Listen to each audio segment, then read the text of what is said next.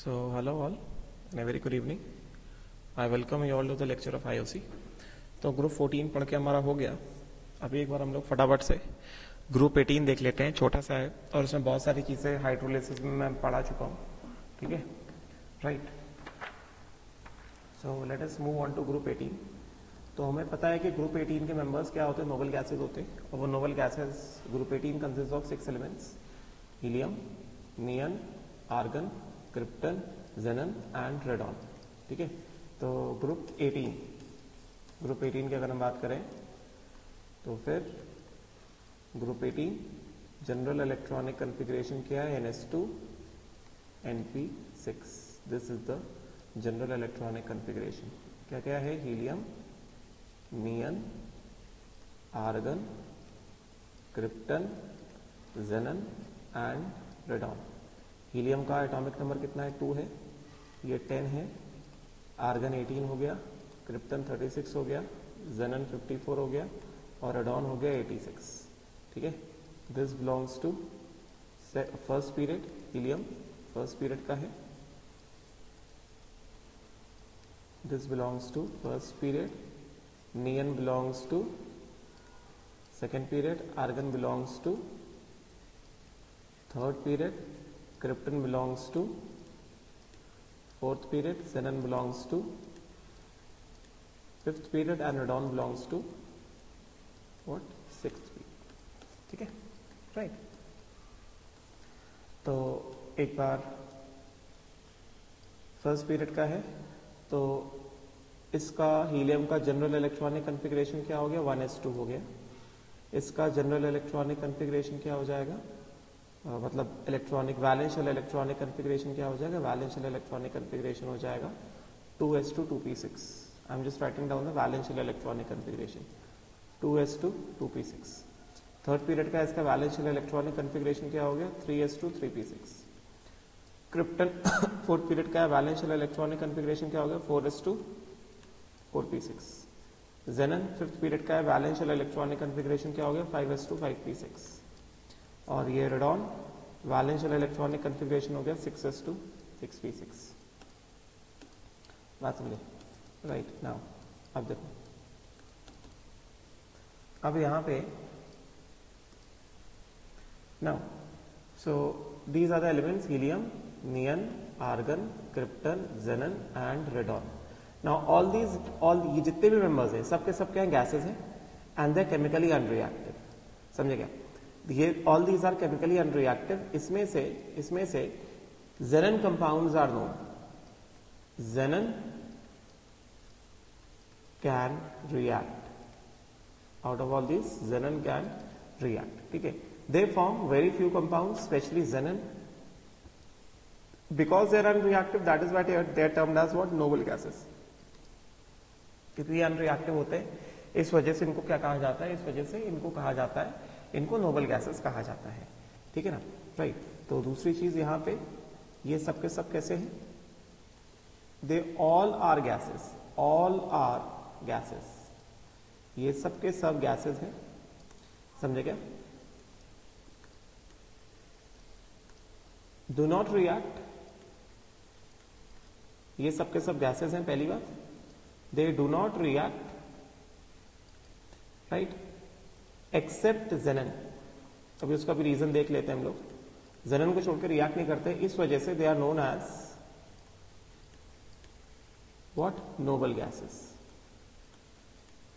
They do not react, that is why they are known as what? Noble gases. ठीक है. अब occurrence से यहां से क्वेश्चन पूछा जाता है. अकरेंस जो दिया गया है इससे क्वेश्चन आता है: all the noble gases except radon. All noble gases except radon. Radon को छोड़ के ये सब के सब नोबल गैसेस एटमॉस्फेयर में अकर होते हैं. मतलब ये जितने भी नोबल गैसेस हैं, this radon does not occur in the atmosphere, does not occur in atmosphere. समझे क्या? Rest all noble gases, rest all noble gases मतलब क्या, मतलब helium rest all the noble gases,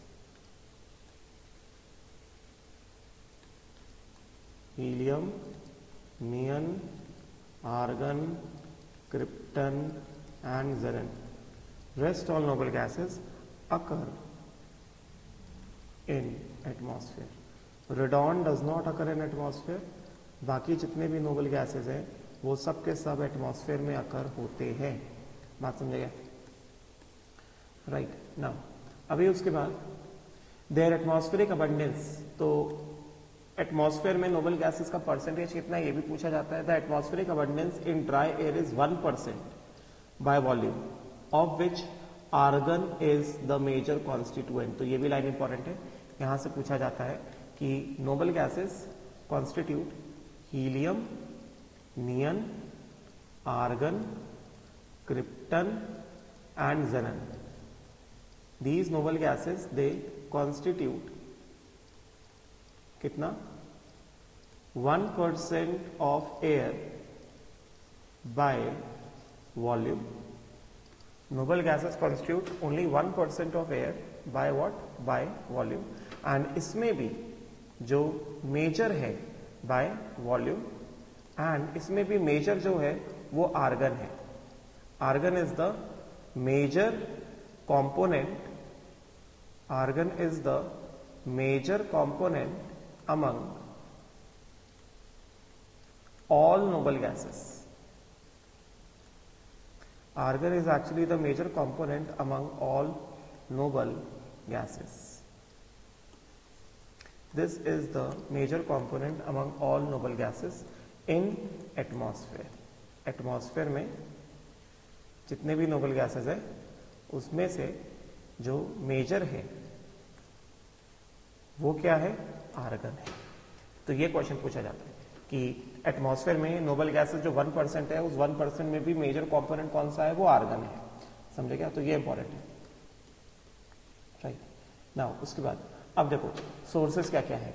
helium and sometimes neon are found in minerals of radioactive origin, जैसे pitch blende. Pitch blende is a mineral of uranium, monazite, सेलिवाइट, cleveite. समझे क्या? उसके बाद the main commercial source of helium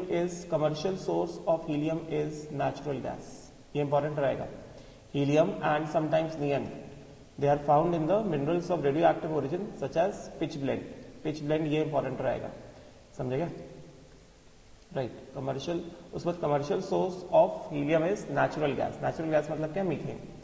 उसके बाद xenon and radon.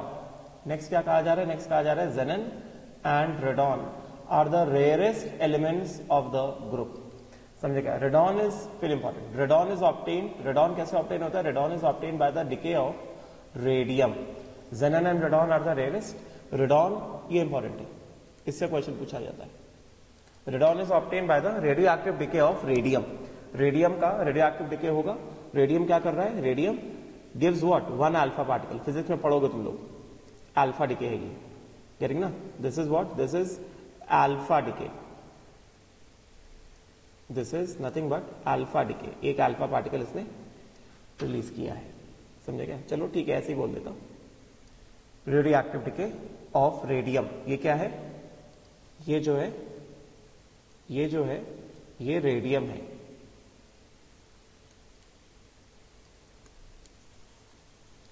This is radium. Atomic number 88, mass number देख लो। Radium 226 के डिके से क्या आता है? रेडॉन आता है। समझे क्या? और क्या आ गया हमारे पास? रेडॉन आ गया। Right plus helium. तो ये this is very important. Important नहीं, this is very important. Right तो यहाँ पे कुछ इंपॉर्टेंट पॉइंट्स देखे हमने, जैसे noble gases they constitute only 1% of the atmosphere by volume. इसमें से भी मैक्सिमम क्या है? मेजर कंपोनेंट क्या है? आर्गन है। ठीक है, argon is the major constituent. ठीक है, और एटमॉस्फेयर में रेडॉन अकर नहीं होता है क्योंकि वो रेडियो एक्टिव है। उसके बाद हीलियम एंड नियन के सोर्सेस क्या है? Helium and sometimes neon they are found in the minerals of radioactive origin, जैसे pitch blende, monazite and cleveite. Then commercial source of helium, industry के यूज के लिए हीलियम कहां से ऑब्टेन होता है? नेचुरल गैस से ऑब्टेन होता है। फिर xenon and radon, among all the noble gases xenon and radon are the rarest. Among all the noble gases the rarest are xenon and radon, ठीक है। Then radon is obtain as a result of radioactive decay of radium, right. So this is important. Now उसके बाद then in text question, why are the elements of group 18 known as noble gases? तो इनको noble gases क्यों कहते हैं? Because group 18 have their valence shell orbitals completely filled and therefore they react with few elements only under certain conditions, therefore they are now known as noble gas। क्योंकि ज्यादा react नहीं करते हैं, इस वजह से इनको क्या कहा जाता है? इस वजह से इनको कहा जाता है नोबल गैस। रिएक्ट क्यों नहीं करते हैं? क्योंकि इनका वैलेंस शेल कैसा है? कंप्लीटली फिल्ड है। इनका ऑक्टेट हमेशा कैसा है? पूरा है वैलेंस शेल में।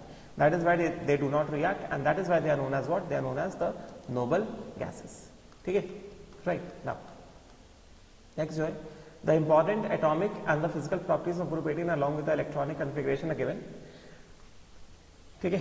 तो टेबल की हम लोग बात कर लेते हैं एक बार। तो जैसा मैंने कहा कि ये इलेक्ट्रॉनिक कॉन्फ़िगरेशन दिया गया है। एटॉमिक नंबर मैंने ऑलरेडी बता दिया, I already told the atomic number of all these, right. ये रेडॉन जो है ये रेडियो एक्टिव है, स्टार बना हुआ है, देख सकते हो। स्टार के लिए यहाँ पे क्या लिखा है? रेडियो एक्टिव है। Radon is radio active, it is obtain by the radioactive decay of radium, समझे क्या? Radon is radioactive, it is obtained by the radioactive decay of radium, ठीक है। फिर इसके मासेस तो इंपॉर्टेंट नहीं है। इलेक्ट्रॉनिक कॉन्फ़िगरेशन, इलेक्ट्रॉनिक कॉन्फ़िगरेशन अभी यहाँ पे कोर और लिख के बताया हुआ है। तो वी हैव ग्रुप 18, ग्रुप 18 में we have helium, neon, argon, krypton, xenon and what? Radon. तो यहाँ पे हमें कोर वगैरह सब दिखाना पड़ेगा। तो this is first period, this is second period, this is third period, this is fourth period, this becomes fifth period and this becomes sixth period, ठीक है। तो अगर हम लोग इसका इलेक्ट्रॉनिक कॉन्फ़िगरेशन लिखते हैं तो इलेक्ट्रॉनिक कॉन्फ़िगरेशन से क्या होगा? ये होगा 1s2, ठीक है। Neon, next one is neon. तो नियन सेकेंड पीरियड क्या है? तो नोबल गैस का कोर, इनर कोर किसका? हीलियम का। Helium 1s2 and then 2s2 2p6, ठीक है। आर्गन के लिए कोर किसका हो गया? नियन का, ठीक है, and then 3s2 3p6, right. फिर उसके बाद क्रिप्टन के लिए क्या हो गया? कोर किसका हो गया? ये फोर्थ पीरियड का है। फोर्थ पीरियड में 3D भरना स्टार्ट हो जाता है, तो क्या हो गया? ये हो गया आर्गन, फिर हो गया 3d10, फिर हो गया 4s2, फिर हो गया 4p6, ठीक है। xenon में क्या हो जाएगा? कोर किसका हो जाएगा? कोर हो जाएगा क्रिप्टन का। फिफ्थ पीरियड का है तो 4d10 पूरा भर गया, 4d10, right. Then 5s2 5p6। फिर उसके बाद नेक्स्ट क्या है? ये रेडॉन है, रेडियो एक्टिव है ये, राइट। कोर किसका हो जाएगा? xenon का। 6 पीरियड का है तो 6 पीरियड में यहां तक लास्ट तक आते आते 4f14 पूरा भर गया, 5d10 पूरा भर गया, ठीक है। And then what? 6s2 6p6, the electronic configuration of noble gases, ठीक है। अभी इसमें ये क्या हो गया? ये हो गया वैलेंस शेल, जैसा हम लोग सब में देखते आए। This becomes the valence shell and this becomes the core, समझे क्या? इस तरह से। उसी तरह से यहाँ पे ये क्या हो गया? वैलेंस शेल, और ये क्या हो गया? ये हो गया core, in this manner. Similarly this becomes the valence shell and ये पूरा का पूरा क्या हो गया? ये पूरा का पूरा हो गया कोर। उसी तरह से ये हो गया वैलेंस शेल एंड ये हो गया क्या? इनर कोर पूरा, समझे क्या? 4d10 भी इंक्लूडेड है, राइट। एंड देन उसके बाद यहाँ पे this becomes the valence shell and this entire becomes what? This entire becomes core, समझे क्या? core, right। तो यहाँ पे C क्या है? C is the core, where V क्या है? V is the valence shell, बात समझे क्या? तो ये हो गए ग्रुप 18 के मेंबर्स के इलेक्ट्रॉनिक कॉन्फ़िगरेशन, ठीक है। अभी हम लोग आगे की प्रॉपर्टीज देखते हैं। आगे के प्रॉपर्टीज से, फिजिकल प्रॉपर्टीज से क्वेश्चंस आते हैं यहाँ पे, ठीक है। तो इसको देखा जाए। सो लेट अस सी क्या क्या है यहाँ पे। तो ये सब हो गया। अभी उसके बाद एटॉमिक रेडियस की अगर हम लोग बात करेंगे तो सीधा सीधा पे दिख रहा है, कोई एक्सेप्शन नहीं, डाउन द ग्रुप जा रहे हैं तो एटॉमिक रेडियस क्या हो रहा है, इंक्रीज हो रहा है straight away. Down the group जा रहे हैं तो एटॉमिक रेडियस क्या हो रहा है, इंक्रीज हो रहा है 120, 160, 190, 200, 220। तो सीधा सीधा यहाँ पे एक लाइन में लिख देते हैं कि atomic radius increases down the group. सीधा सीधा यहाँ पे लिख देता हूं, atomic radius increases down the group।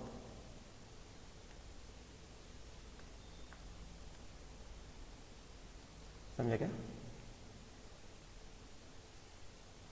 Down the group, atomic radius straight away increases down the group. उसके बाद आयनाइजेशन एंथैल्पी की हम लोग बात करेंगे। तो आयनाइजेशन एंथैल्पी में भी हमें कोई एक्सेप्शन नहीं दिखाई दे रहा है, ज्यादा डिस्कशन नहीं करने वाला है आयनाइजेशन एंथैल्पी के बारे में यहाँ पे। First of all, ionization enthalpy of group 18 members is maximum in the period। Ionization enthalpy of group 18 members, मैंने ग्राफ बताया है ionization enthalpy का, फर्स्ट ionization enthalpy का तो ग्राफ मैंने बताया है, गेटिंग ना, राइट। तो मैं फिर से नहीं बता रहा हूं, तो सीधा सीधा ionization enthalpy of group 18 members is maximum in their respective periods। Ionization enthalpy of group 18 members is maximum in their respective periods। अपने अपने रिस्पेक्टिव पीरियड में ग्रुप 18 मेंबर्स का आयनाइजेशन एंथैल्पी मैक्सिमम है। और दूसरी बात यहाँ पे क्या दिख रहा है, आयनाइजेशन एंथैल्पी जो है डाउन द ग्रुप जा रहा है तो क्या हो रहा है, डिक्रीज हो रहा है, ठीक है ना।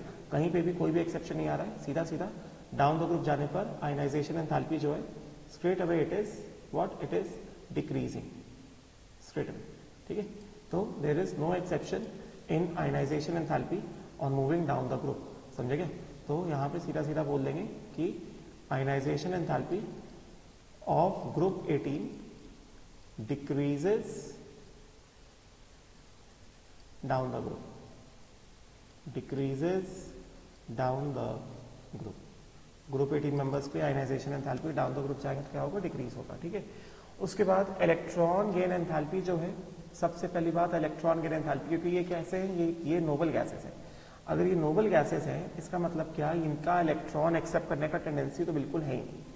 तो अगर इनका इलेक्ट्रॉन एक्सेप्ट करने का टेंडेंसी बिल्कुल नहीं है, इस वजह से अगर हम इनमें इलेक्ट्रॉन ऐड करेंगे तो हमें एनर्जी सप्लाई करनी पड़ेगी, ठीक है। इनमें इलेक्ट्रॉन ऐड किया तो क्या करना पड़ेगा, एनर्जी को सप्लाई करना पड़ेगा, ठीक है। तो चलो ये हमें थोड़ा एक बार वैल्यू को डिस्कशन करना पड़ेगा।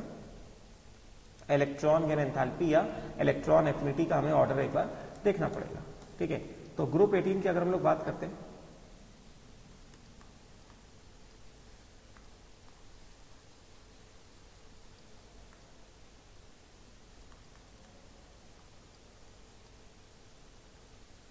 यहां पे helium, neon, argon, krypton and ज़ेरन, समझे क्या। यहां पे मैं लिखता हूं, यहां पे इलेक्ट्रॉन गेन एंथैल्पी। सबसे पहली बात, ग्रुप 18 के जितने भी मेंबर्स हैं सबका इलेक्ट्रॉन गेन एंथैल्पी कैसा है, पॉजिटिव है। ये इलेक्ट्रॉन गेन एंथैल्पी सबका पॉजिटिव क्यों है, क्योंकि इन सब के पास वैलेंस शेल कैसा है, कंप्लीटली फिल्ड है। और अगर वैलेंस शेल कंप्लीटली फिल्ड है तो फिर वो इलेक्ट्रॉन को एक्सेप्ट करेगा नहीं। तो अगर हमें जबरदस्ती इलेक्ट्रॉन ऐड करना है तो फिर हमें क्या करना पड़ेगा, उसके लिए एनर्जी को सप्लाई करना पड़ेगा। These values are in kilojoule per mole, these values are given in kilojoule per mole, समझे क्या। तो ये क्या हो गया, ये हो गया प्लस 48, नियन हो गया कितना, plus 116,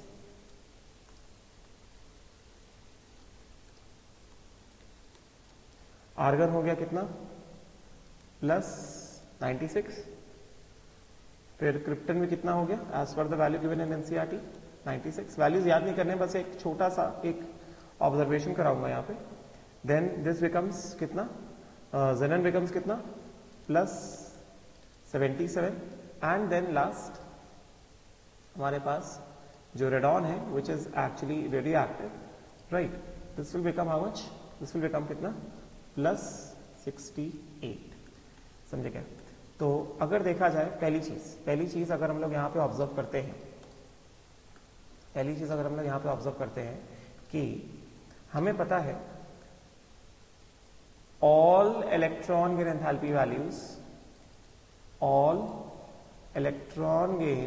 enthalpy values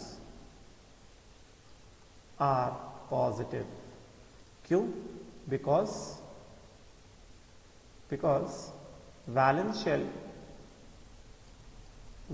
shell of group 18 members is completely filled. Group 18 members का जो वैलेंस शेल है वो कैसा है? वो पूरा का पूरा भरा हुआ है, समझे क्या?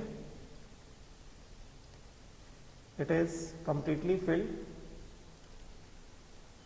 therefore addition of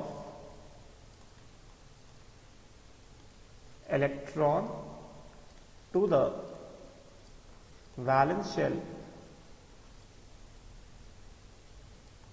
is difficult and requires energy. समझा क्या? राइट तो ये इनका electron gain enthalpy values of positive. तो electron gain enthalpy values positive मतलब क्या? That means what? एंडोथर्मिक. ठीक है. अच्छा अब देखो जरा, इलेक्ट्रॉन एफिनिटी टर्म है, इलेक्ट्रॉन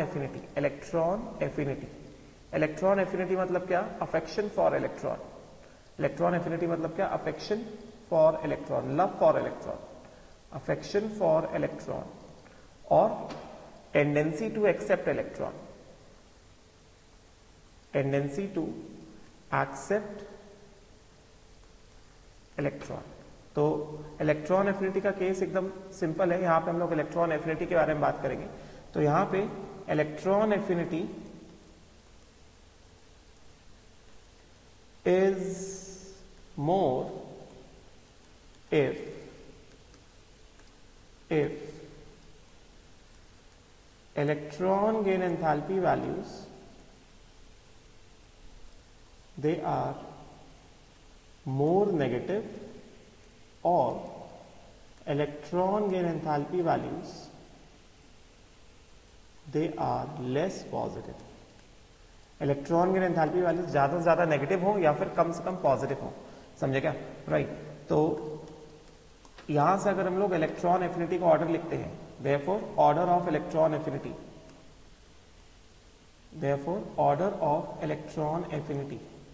यहां पे अगर हम लिखते हैं order of electron affinity,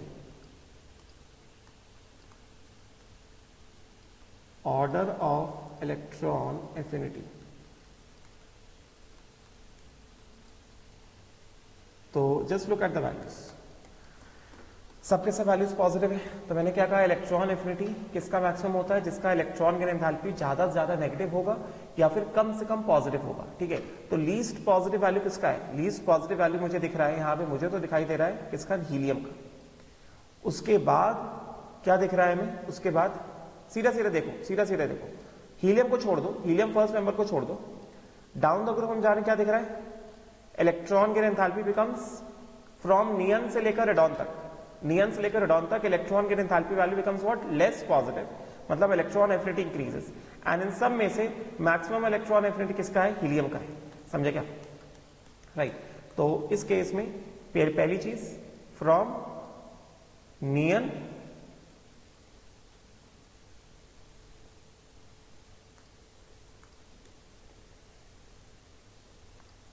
neon argon to krypton to xenon to radon. इस ऑर्डर में गए, अगर हम लोग गए तो हमको यहां से क्या दिख रहा है? इलेक्ट्रॉन गेन एंथैल्पी वैल्यूज,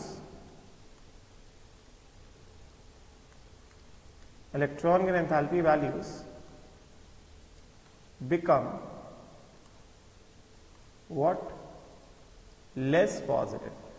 तो अगर electron gain enthalpy values become less positive, therefore सीधी बात, इलेक्ट्रॉन एफिनिटी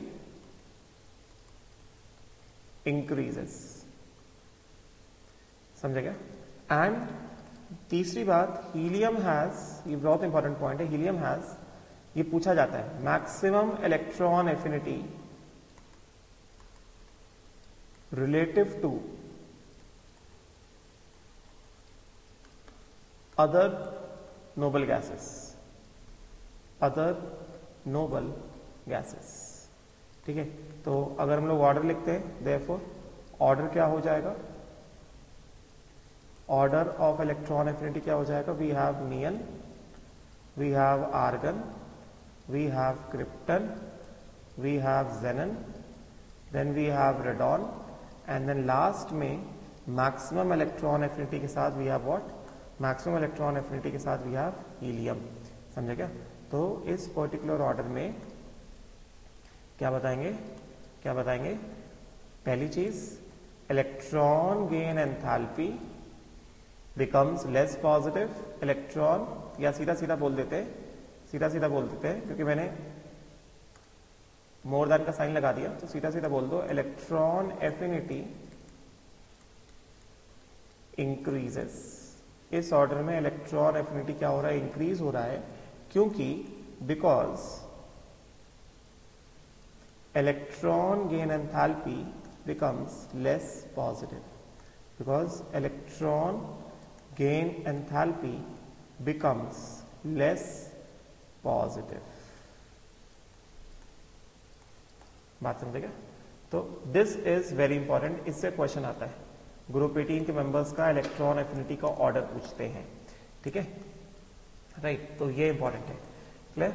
नाउ नेक्स्ट जो है, अभी उसके बाद अगला जो है, क्योंकि ये गैसेस है, तो गैसेस के मेल्टिंग पॉइंट का तो ज्यादा मतलब होता नहीं है, गेटिंग? तो एनीवेज हम लोग यहाँ पे एक चीज ऑब्जर्वेशन में ले सकते हैं कि गैसेस जो है, इनका बॉइलिंग पॉइंट देखो जरा पहले, गैसेस हैं, इनका पहले बॉइलिंग पॉइंट देखो, हम ध्यान से देखें अगर, तो इनका बॉइलिंग पॉइंट क्या है, बॉइलिंग पॉइंट इस ऑर्डर में जाओगे, as well as melting point भी देख सकते हो, मेल्टिंग पॉइंट भी देख सकते हो इस ऑर्डर में, melting point and boiling point both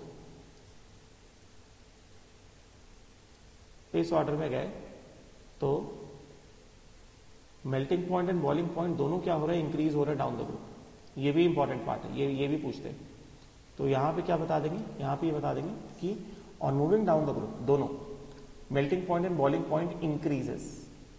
इसका भी रीजन बता देता हूं,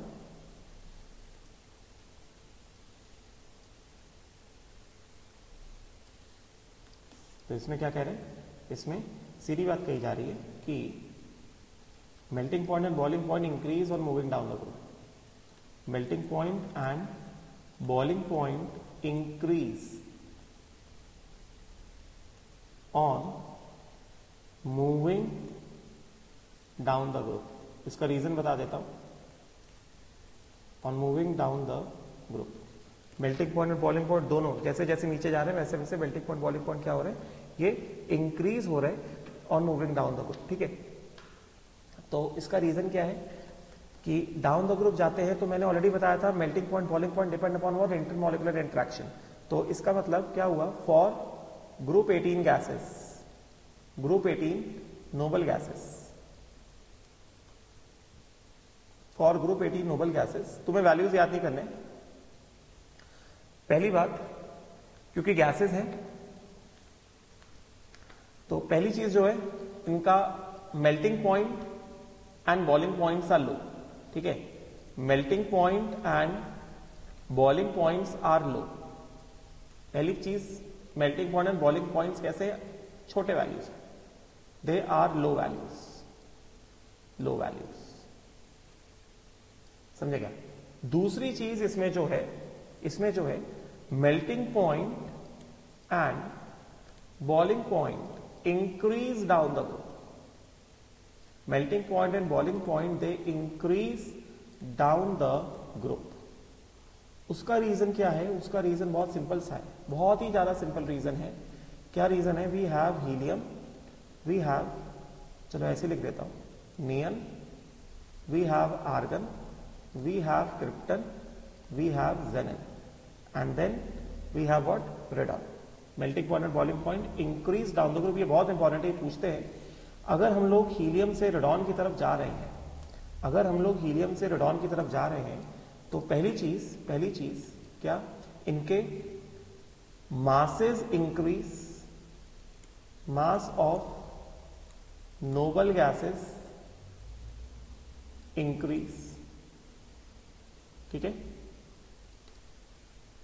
फ्रॉम हीलियम टू रेडॉन, पहली चीज. दूसरी चीज, क्योंकि इनके मास इंक्रीज हो रहे हैं,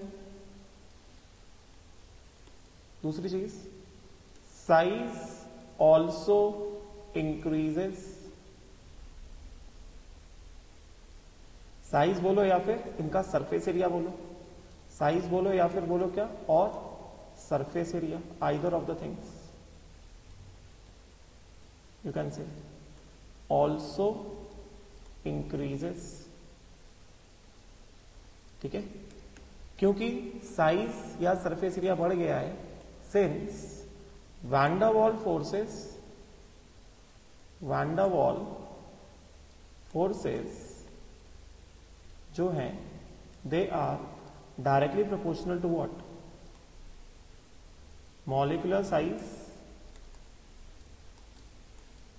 as well as directly proportional to surface area. इस वजह से therefore so order of van der Waals forces interatomic van der Waals forces, gases है ना, तो ये सब एटम्स ही हैं, हीलियम के एटम्स एक साथ, नियन के एटम्स एक साथ. Order of interatomic van der Waals forces, interatomic van der Waals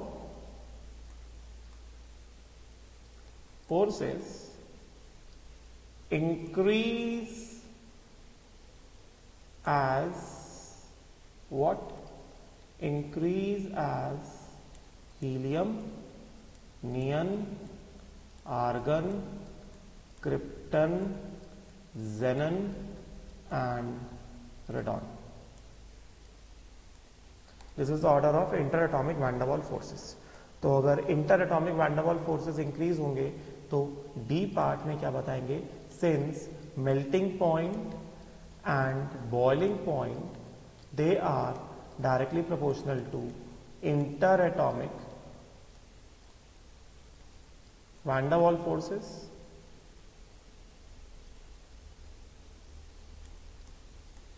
समझे क्या? तो इस वजह से therefore melting point and boiling point increase from helium, neon, argon, krypton and xenon and radon also.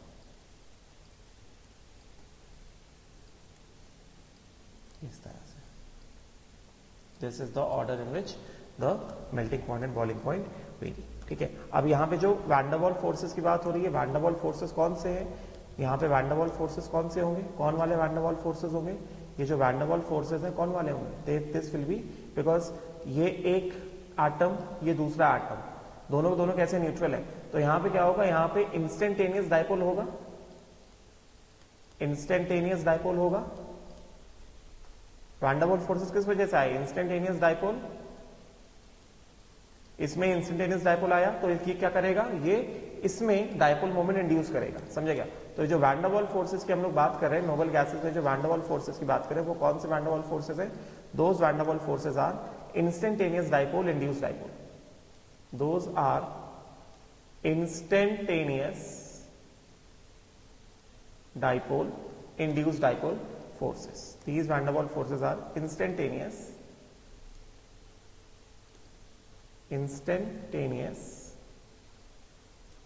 dipole and induced dipole. पढ़ा होगा इस बारे में. Dipole forces. Van der Waals forces कौन से हैं? Van der Waals forces in noble gases. The van der Waals forces that exist in noble gases, they are van der Waals forces कौन से एग्जिस्ट करते हैं?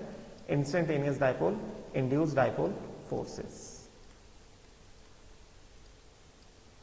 They are the this thing van der Waals forces. तो मैंने reason बता दिया कि आखिर क्यों melting and boiling point down the group जा रहे तो इंक्रीज हो रहा है फॉर द नोबल गैसेस। फिर उसके बाद एटमॉस्फेरिक कंटेंट, जैसा हमने बताया, मैंने क्या बताया कि they constitute less than 1%, almost 1% by volume. और इसमें से सबसे ज्यादा जो है क्या है? सबसे ज्यादा जो है क्या है? The maximum is argon. तो मेरे हिसाब से ये थोड़ा गलत लिखा हुआ है, ये थोड़ा शिफ्ट करना पड़ेगा। ये इसको शिफ्ट करो जरा, यहां पे ये थोड़ा करेक्शन है। मैक्सिमम कंटेंट इज आर्गन, ये इधर आएगा, मतलब चेंज करो। मैंने क्या बताया था बुक में, क्या लिखा कि रेडॉन एग्जिस्ट नहीं करता है ना, तो नियन क्या होगा? नियन होगा 1.82, नियन होगा 1.82 इंटू 10 की पावर -3। आर्गन होगा 0.934 परसेंटेज में, समझे क्या? Percentage by volume. फिर उसके बाद क्रिप्टन होगा 1.14 इंटू 10 की पावर -4 एंड रेडॉन होगा 8.7 इंटू 10 की पावर -6। सो रेडॉन एग्जिस्ट नहीं करता है एटमॉस्फेयर में।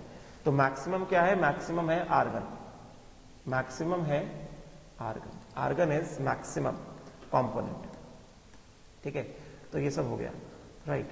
तो अब उसके बाद नेक्स्ट जो है हमारे पास इलेक्ट्रॉनिक कॉन्फ़िगरेशन, ये सब मैंने बता दिया है। आयनाइजेशन एंथैल्पी बता दिया है, एटॉमिक रेडियस बता दिया है। पढ़ लेना कि electronic configuration in s2 np6 except helium which has 1s2, ठीक है? उसके बाद most many properties of noble gases including their inactive nature are because of their closed shell structures. Then ionization enthalpy, due to stable electronic configuration these gases exhibit very high ionization enthalpy। और मैंने बताया अपने respective period में इनका ionization energy maximum होता है। However ionization enthalpy decreases down the group, atomic radius increases down the group with increase in atomic number। Then electron की enthalpy बता दिया। They have no tendency, ये पूछा जाता है कि Group 18 they have no tendency, zero tendency to accept an electron, they have zero tendency to accept electron। सीधा सीधा पूछा जाता है, zero tendency to accept electron, क्योंकि वैलेंस शेल में जगह ही नहीं है। they have zero tendency to accept electron, therefore they have large positive values of electron gain enthalpy। और फिर भी मैंने इनके रिलेटिव टेंडेंसीज बता दी इलेक्ट्रॉन gain enthalpy की, ठीक है? देन ये पूछते हैं कि which of the following will have the zero tendency. Zero tendency group 18 का होता है, zero tendency to accept an electron. किसके लिए? ग्रुप 18 के मेंबर्स के लिए। Group 18 members have got zero tendency, group 18 members have got zero tendency. Then physical properties की बात करेंगे तो all gases are monatomic, they are colourless, properties important, odourless and tasteless, they are sparingly soluble in water. Properties important है, they are monoatomic पता है, colourless, odourless, tasteless, sparingly soluble in water. They have low melting and boiling points बताया, because only one type of interatomic interaction in these elements is weak dispersion forces। मतलब क्या? Van der Waals forces. और ये weak dispersion forces कौन से हैं? they are instantaneous dipole,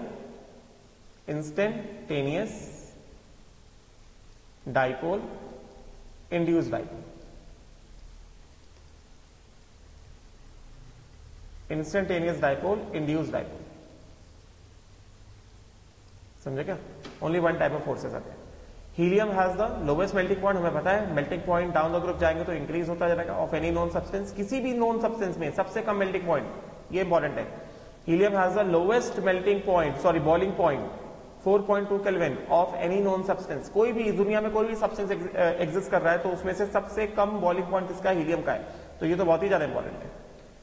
helium has lowest boiling point of any known substance. It has an unusual property of diffusing through most commonly used lab material such as, ये भी important है। Property of helium, helium has it मतलब क्या? Helium has unusual property, ये पूछा जा सकता है, of diffusing through most commonly used lab material such as rubber, glass और plastic. Important property of helium, important property of helium. It can diffuse through lab materials such as rubber, glass and plastics। Now noble gases have very low boiling points. Why? Noble gases being monatomic have no interatomic forces except weak dispersion forces. मतलब क्या? van der Waals forces. और कौन से van der Waals forces? Instantaneous dipole, induced dipole. Therefore they are liquefied at very low temperatures.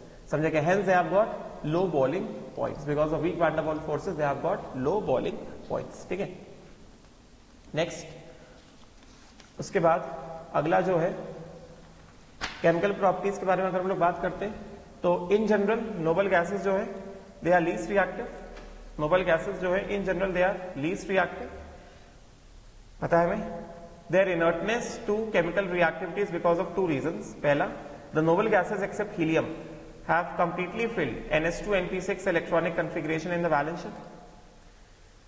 मतलब helium का भी completely filled है, मगर हीलियम का जनरल इलेक्ट्रॉनिक कॉन्फ़िगरेशन NH2 नहीं है. हीलियम का जनरल इलेक्ट्रॉनिक कॉन्फ़िगरेशन क्या? 1s2 है. बाकी सबका क्या? NH2 है. तो all noble gases have completely filled their valence shell. And then उसके बाद the ionization enthalpy value is very high, जिसकी वजह से इलेक्ट्रॉन लूज नहीं कर सकते. And electron gain enthalpy value is positive, जिसकी वजह से इलेक्ट्रॉन गेन नहीं कर सकते. तो ionization enthalpy value is high. High ionization enthalpy value की वजह से क्या है? Cannot lose electron, cannot lose electron. And high positive electron gain enthalpy की वजह से क्या है? Cannot gain electron, cannot gain electron. But इनमें से कुछ ऐसे मेंबर्स हैं जैसे जेनन, वो रिएक्ट कर जाते हैं. और ये वाला पैराग्राफ कैसा इंपॉर्टेंट है, उसके बाद वाला जो भी लिखा हुआ है उस सब मैं पढ़ा चुका हूं. ये पैराग्राफ पढ़ लो, उसके बाद 2 पेज का जो भी चैप्टर बचा है, ग्रुप 18 बचा है, वो सब मैं पढ़ा चुका हूं तुमको हाइड्रोलिसिस में. तो उसको बस रीड करा दूंगा, एक्सप्लेन करने की जरूरत नहीं है, मैं ऑलरेडी पढ़ा चुका हूं हाइड्रोलिसिस में. Right now the reactivity of noble gases, ये इंपॉर्टेंट रहेगा, यहां से क्वेश्चन आता है. The reactivity of noble gases has been investigated occasionally ever since the discovery, but all attempts to force them to react to form the compounds were unsuccessful for quite a few years. Now, अब ये important है. In March 1962, Neil Bartlett, ये नाम important है, Neil Bartlett from the University of British Columbia observed the reaction of a noble gas. Neil Bartlett was the first person to observe the reaction of the noble gas. First of all, he prepared a red compound which was formulated as O2 plus 1 PTF6 minus 1. ये पूछा जाता है कि यहां पे O2 PTF6 में oxidation states क्या है? तो O2 प्लस 1 है और PTF6 माइनस 1 है. और यहां पे प्लैटिनम क्या है? प्लैटिनम यहां पे प्लस 5 है. समझे क्या? तो पहली बात, और ये कैसा? ये रेड कलर का कंपाउंड होता है, ये भी पूछ लेते हैं. This is a red color compound. This is a red color compound.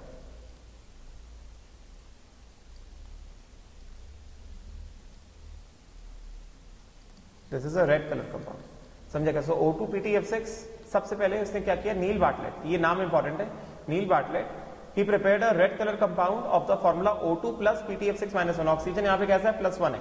समझेगा? He then realized कि अगर ऑक्सीजन से अगर हम ऑक्सीजन प्लस प्लस 1 इलेक्ट्रॉन बना सकते हैं, तो क्योंकि since ionization energy IE1 of xenon and O2 are similar, IE1 of xenon and O2 are similar, therefore so if O2 can lose an electron, therefore xenon can also lose an electron. मतलब वही energy लगेगा ना, can also lose an electron. तो इसने ये observe किया था कि अगर O2 प्लस PTF6 माइनस बन सकता है, तो उसी तरह से xenon प्लस भी बन सकता है, क्योंकि ionization energy of xenon and dioxygen molecule कैसा है? सिमिलर है, वही लिखा हुआ है. He then realized that the first ionization energy of molecular oxygen मतलब O2 is 1175 kilojoule per mole, which is almost identical with xenon 1170 kilojoule per mole. तो ये वैल्यू इंपॉर्टेंट है. Therefore, he then made efforts to prepare same type of compound with xenon. He then made efforts to prepare the same type of compounds with xenon and was successful in preparing another red color compound Ze plus PTF6 minus by mixing PTF6 and xenon. तो first compound of xenon discovered ये question पूछा जाता है। First compound of xenon that was discovered, first xenon compound, first xenon compound discovered क्या था? xenon plus PTF6, इसने क्या दिया? इसने दिया Xe plus and PTF6 -1, platinum का ऑक्सीडेशन स्टेट कितना? +5, xenon का ऑक्सीडेशन स्टेट कितना? +1, and this was a red colour compound. Important, this was a red colour compound. बात समझेगा? ये रेड कलर का कंपाउंड है, राइट? तो ये चीज इंपॉर्टेंट, इससे क्वेश्चन पूछते हैं।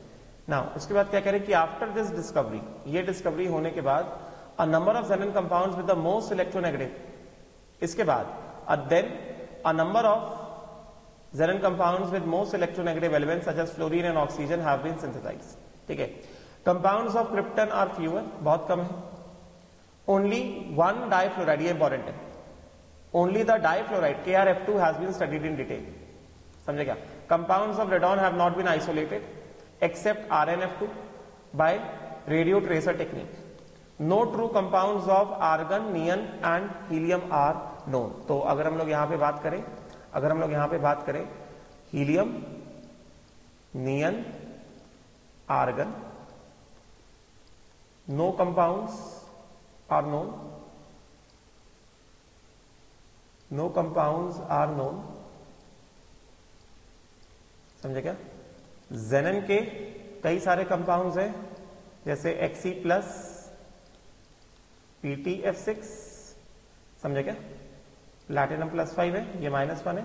उसके बाद हमने हाइड्रोलिसिस में पढ़ा हुआ है XeF2, XeF4, XeF6, समझे क्या? XeO3, XeO4, समझे क्या? ये xenon फ्लोराइड्स हो गए, ये क्या हो गए? ये हो गए xenon फ्लोराइड्स, ये हो गए xenon फ्लोराइड्स, राइट? ये क्या हो गए? xenon oxide and then xenon oxyfluorides, XeOF4, XeO2F2, मैंने पढ़ाया सब हाइड्रोलिसिस में, XeO2F2, इस तरह से। These are what? xenon oxyfluorides.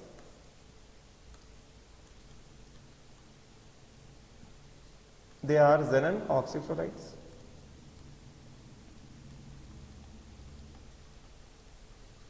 Oxyfluorides. तो xenon के इतने सारे कंपाउंड्स होने, ठीक है। क्रिप्टन का only one compound has been studied in detail, KrF2, only compound which has been studied in detail, only krypton compound studied in detail, which has been studied in detail, and then radon के बारे में क्या बताया? Radon तो वैसे भी radio active है, समझे क्या? Only compound of radon RnF2, RnF2। इसके बारे में क्या बताएंगे? Only radon compound which has been isolated by radio tracer technique, only radon compound which has been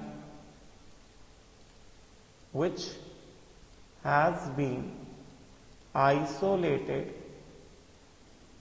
by radio tracer technique, है कि नहीं? तो ये कंपाउंड्स जो एग्जिस्ट करते हैं उनके बारे में इंफॉर्मेशन इंपॉर्टेंट है, ठीक है। And XePTF6, this is red colour, this is red colour, ये रेड कलर का है, समझे क्या? And this just like just like what O2 plus PtF6। Clear क्या? राइट तो ये सारी चीजें हैं। फिर उसके बाद कंपाउंड्स ऑफ जेनन फ्लोरीन कंपाउंड्स। तो आप देखो यहां से सारी चीजें मैं पढ़ा चुका हूं, इसमें कुछ भी नया नहीं है, तो फटाफट से रीड करेंगे। मैंने हाइड्रोलिसिस सब पढ़ाया था। तो xenon fluorine compounds, xenon forms 3 fluorides XeF2, XeF4, XeF6 by the direct reaction under appropriate experimental condition. Xenon plus fluorine when xenon is in excess, तो क्या बनता है? XeF2 बनता है, मैंने ये सारे कंडीशन बताए थे। Then xenon and fluorine in the ratio 1:5, ये कंडीशन, तो क्या बनता है? XeF4 बनता है। And when xenon and fluorine is in excess 1:20 का रेशियो, तो XeF6 बन जाता है। ठीक है, उसके बाद तो ये हम लोग ऑलरेडी पढ़ चुके हैं, ये मैं ऑलरेडी करवा चुका हूं, पढ़ा चुका हूं। तो read this. Similarly, XeF6 can also be prepared by interaction between XeF4 and O2F2 at 143 Kelvin, ये भी मैंने बताया। XeF4 plus O2F2, तो क्या देगा ये देगा XeF6 plus O2 देगा। रीड, इंपॉर्टेंट, मैंने ऑलरेडी बताया है, I've already told you। ठीक है, राइट। देन उसके बाद all these things I've already told in hydrolysis में सारी चीजें बताई मैंने, कुछ भी नहीं छोड़ा था। Then XeF2, XeF4, XeF6 are colorless crystalline solids and sublime easily at room temperature, तो ये इंपॉर्टेंट है। XeF2, XeF4, XeF6 they are colorless crystalline solids and they easily sublime, vaporise हो जाते हैं। They are powerful fluorinating agent, मतलब क्या? They can give fluoride ion। They are easily hydrolyzed, मैंने बताया they are easily hydrolyzed by traces of water, फिर ये भी बताया था that they are fluorinating agent। For example, XeF2 is hydrolyzed to xenon, HF and oxygen, मैंने पढ़ाया हुआ है। और मैंने बताया था कि ये क्या है? ये redox रिएक्शन है। मैंने ऑलरेडी बताया था कि क्या है? ये redox रिएक्शन है, hydrolysis of XeF2। I have already told you, hydrolysis of XeF2, hydrolysis of XeF2। XeF2 को हाइड्रोलाइज किया तो क्या आएगा? xenon plus oxygen plus HF आएगा। ठीक है, फिर उस बाद स्ट्रक्चर्स XeF2, XeF4 सबके स्ट्रक्चर्स मैंने बताए थे जब मैं हाइड्रोलिसिस पढ़ा रहा था। तो XeF2 का स्ट्रक्चर लीनियर है, XeF4 का स्ट्रक्चर स्क्वायर प्लेनर है, वहां से पढ़ सकते हो। XeF6 has 7 electron pairs, 6 bond pairs and 1 lone pair and would have a distorted octahedral structure, मैंने बताया हुआ है। And it is found experimentally in the gas phase. Now, xenon fluorides react with fluoride ion acceptors to form cationic species and fluoride ion donors to form fluoroanions, मैंने ये भी बताया था कि XeF2 they react with fluoride ion acceptors to form cationic species, जैसे XeF2 will react with PF5, तो PF5 can accept a fluoride ion and it will form what? PF6 minus, तो बचेगा क्या? XeF2 plus PF5, क्या बचेगा? cationic species आएगा, XeF plus and PF6 minus।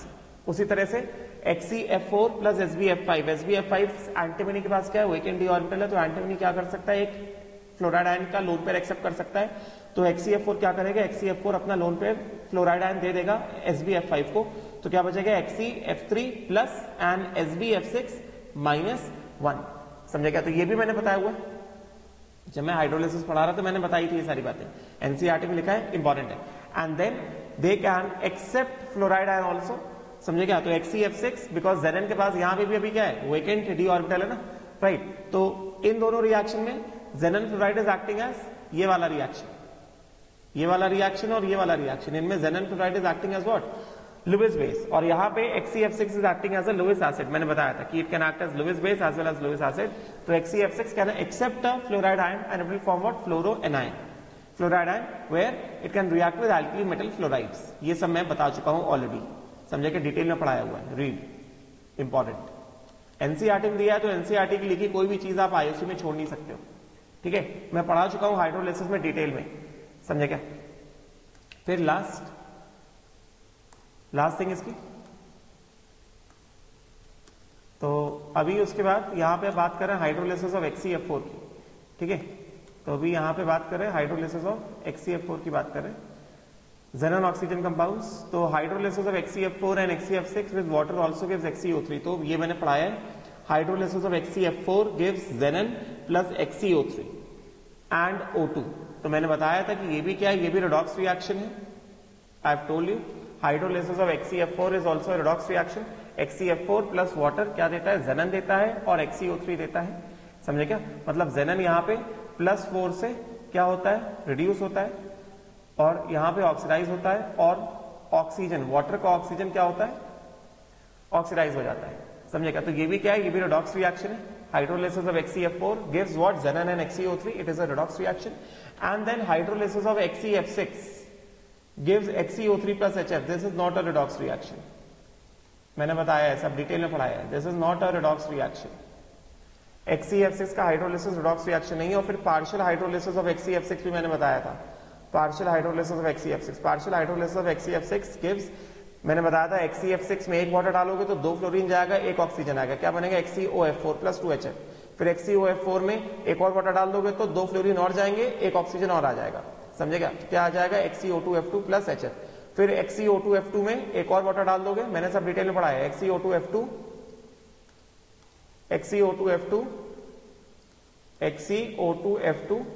इसमें 1 और वाटर डाल दिया तुमने अगर, तो क्या होगा, 2 फ्लोरीन और जाएंगे और 1 ऑक्सीजन और आ जाएगा। तो क्या बन जाएगा, ये बन जाएगा XeO3, ये बन जाएगा XeO3 प्लस कितना, 2HF। और इन तीनों को ऐड कर दिया तो हमारे पास ये ओवरऑल रिएक्शन आ जाएगा। XeF6 का हाइड्रोलिसिस जो है रिडॉक्स रिएक्शन नहीं होता है। ठीक है, ध्यान से पढ़ना, मैंने ऑलरेडी पढ़ाया हुआ है। हाइड्रोलिसिस के नोट्स को अच्छे से रिवाइज करना पड़ेगा। ठीक है, देन XeO3 के स्ट्रक्चर्स के बारे में मैंने बताया था कि XeO3 first of all it is a colourless explosive solid and has a pyramidal molecular structure. सब बताया हुआ है। XeO3 का स्ट्रक्चर बताया था, XeO4 का भी स्ट्रक्चर बताया था। XeOF4 is a colourless volatile liquid, ये सारी चीजें मैंने बताई थी। ठीक है, यही से मैंने पढ़ाया था। जब मैं पढ़ा रहा था मैं NCERT लेकर ही बैठा था। I have told you all this things पहले से ही। ठीक है, मैंने सब लिखवा के दिया नोट्स में। XeO3 is a colourless explosive solid whereas XeOF4 is a colourless volatile liquid. ठीक है, XeO3 ये कैसा है, ये सॉलिड है, कलरलेस सॉलिड, कलरलेस सॉलिड। और XeOF4 ये कैसा है, ये है लिक्विड, वोलेटाइल लिक्विड। ठीक है, now does hydrolysis of XeF6 lead to a redox reaction? No, the products of hydrolysis of XeF6 are XeOF4 and XeO2F2 where the oxidation state of all the elements remain the same as it was in the reacting state. ठीक है ना, XeO2F2 plus XeO3 also। समझे क्या? Hydrolysis, partial hydrolysis के products है ना ये। XeO3 भी आता है, पढ़ाया था ना हाइड्रोलिसिस में। ठीक है, मैंने क्या बताया था, XeF6 1 वाटर डाला तो क्या हो जाएगा, XeOF4 प्लस कितना, 2HF। देन ये XeOF4 एक वाटर और डाल दिया तो क्या हो जाएगा, XeO2F2 प्लस 2HF। एंड इस XeO2F2 में 1 वाटर हमने और डाल दिया तो क्या हो जाएगा, ये XeO3 प्लस 2HF। तो रिडॉक्स रिएक्शन है। अगर हम ओवरऑल रिएक्शन की बात करेंगे तो ओवरऑल रिएक्शन हमारे पास है XeF6 प्लस कितना, 1 2 3 3H2O। तो ये क्या देगा, ये देगा XeO3 प्लस कितना, 6HF। ठीक है, और फिर मैंने डिटेल से बताया था, अगर बस एक वाटर डालेंगे तो बस यही रिएक्शन होगा। अगर 2 वाटर डालेंगे तो ये दोनों रिएक्शन हो जाएंगे। 3 वाटर डालेंगे तो 1 2 3 सारे रिएक्शन हो जाएंगे। ठीक है ना, complete hydrolysis and partial hydrolysis ये सब मैंने बताया हुआ है ज़ेनन फ्लोराइड्स का। ठीक है, XeF2 का हाइड्रोलिसिस किया तो क्या आता है, ज़ेनन आता है, ऑक्सीजन आता है, रिडॉक्स रिएक्शन है। XeF4 का हाइड्रोलिसिस किया तो क्या आता है, ज़ेनन एंड XeO3 आता है अलॉन्ग विद ऑक्सीजन। समझे क्या, और HF भी बनता है। राइट, देन उसके बाद यूजेस देख लेते हैं एक बार। रीड द यूजेस को ध्यान से पढ़ना पड़ेगा। Helium is a non inflammable gas and a light gas use for filling of balloons because light nature की वजह से, लाइटर देन एयर है तो एयर का बॉइंट फोर्स लगता है, इस वजह से हीलियम फिल्ड बलून्स क्या ऊपर जाते हैं। समझे क्या? It is also use as a gas cooled, use in gas cooled nuclear reactors. Helium use in gas cooled nuclear reactors. Then liquid helium finds use as cryogenic agent। Liquid helium क्योंकि boiling point बहुत कम है इस वजह से it is use as a cryogenic reagent for carrying out various experiments at low temperatures. Important. It is used to produce and sustain powerful superconducting magnets which form an essential part of NMR spectrometers and magnetic resonance imaging for clinical diagnosis. Importance, helium के बहुत सारे importance है, ठीक है ना. मतलब liquid helium cryogenic agent मतलब क्या, to provide low temperatures, to provide low temperatures, समझे क्या, to provide low temperatures, and it is used in magnetic resonance imaging and NMR spectrometers. ठीक है. It is also used as a diluent for oxygen in modern diving apparatus because of its very low solubility in blood. Oxygen को dilute करने के लिए, समझे क्या.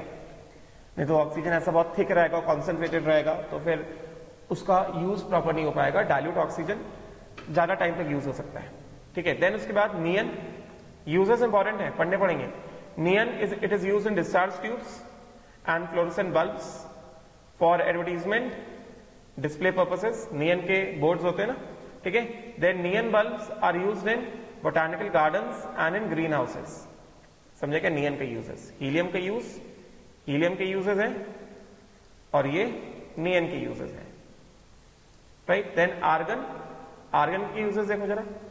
Argon बारे में क्या बोले, argon is used to provide an inert atmosphere in high temperature metallurgical processes जैसे arc welding of metals and alloys and for filling of electrical bulbs. It is also used in the laboratory for handling substances that are air sensitive.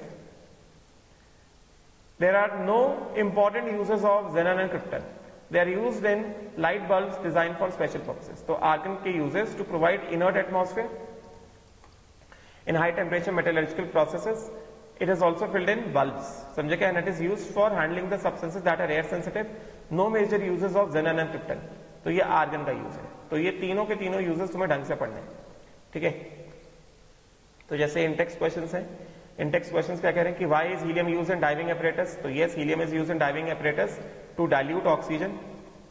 अभी पढ़ा हमने, to dilute oxygen. Balance the equation. HCF6 plus water gives what? ये होगा 2HF, correct ना. XeO2F2 है ना. हाँ, तो XeO2F2 मतलब अगर XeO2F2 आ रहा है मतलब क्या, दो स्टेप हुआ है. HCF6 प्लस 2 वाटर, दो स्टेप का हाइड्रोलिसिस हो गया. यहाँ पे देखो, यहाँ पे देखो, ये पहले स्टेप का हाइड्रोलिसिस होगा तो सिर्फ XeOF4 आएगा. सेकेंड स्टेप का भी हाइड्रोलिसिस हो गया तो XeO2F2 आ गया. तो दो स्टेप का हाइड्रोलिसिस हो गया. तो ओवरऑल रिएक्शन क्या होगा, XeF6 plus water and water कितना हो गया, 2H2, और ये क्या देगा, XeO2F2 प्लस कितना, 4H. ये है बैलेंस्ड इक्वेशन. समझे क्या? और मैंने डिटेल में पढ़ाया हुआ है, ठीक है, राइट. नेक्स्ट जो है लास्ट,